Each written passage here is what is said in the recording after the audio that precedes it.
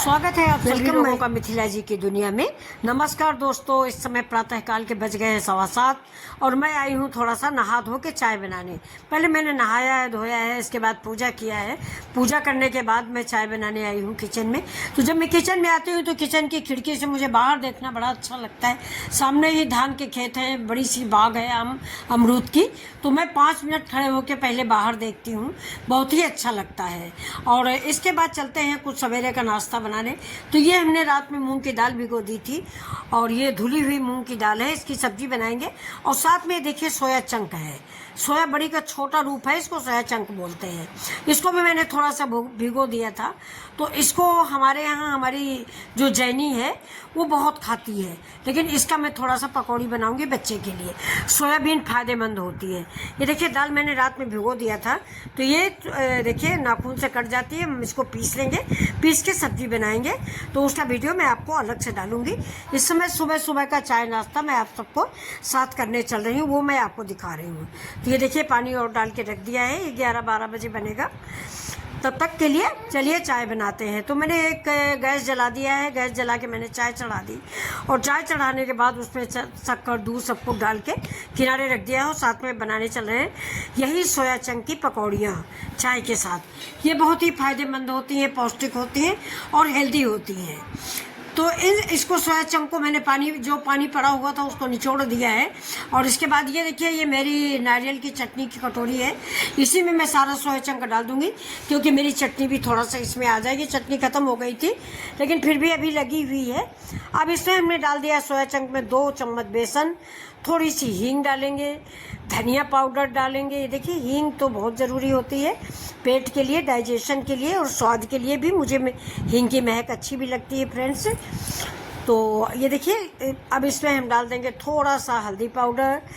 मसाले आप अपने अनुसार डालें, जैसे आपको पसंद हो, तीखा और खट्टा जैसा भी आप पसंद करें। ये धनिया पाउडर है, लाल मिर्च पाउडर है, कश्मीरी मिर्च पाउडर है और चाट मसाला है, साथ में नमक है। तो ये सारे मसाले हम डाल के इसको मिक्स करेंगे और मिक्स करके एक किनारे रख देंगे 5 मिनट के लिए, जिससे हमारे सारे मसाले रच बस जाएँ। इसमें हम पानी नहीं डालेंगे और ऐसे ही इसको रगड़ देंगे। रगड़ने के साथ ये देखिए मैंने नमक मिलाया है और नमक मिला के मैं इसको धीमे धीमे सारी पकौड़ियों में, यानी जो हमारे सोया चंक है उनमें मिला देंगे। बहुत अच्छी लगती है ये हमारे घर में बच्चों को। तो ये काली मिर्च भी मैंने डाल दिया है, क्योंकि काली मिर्च का फ्लेवर लाल मिर्च के फ्लेवर से अच्छा लगता है। तो थोड़ा सा काली मिर्च मैं सब में डालती हूँ पकौड़ियों में। तो ये देखिए अब इसको मैंने, ये जो चटनी लगी थी इसको नारियल वाली, इसको मैंने छुटा दिया है। इसका स्वाद एक अलग देगा।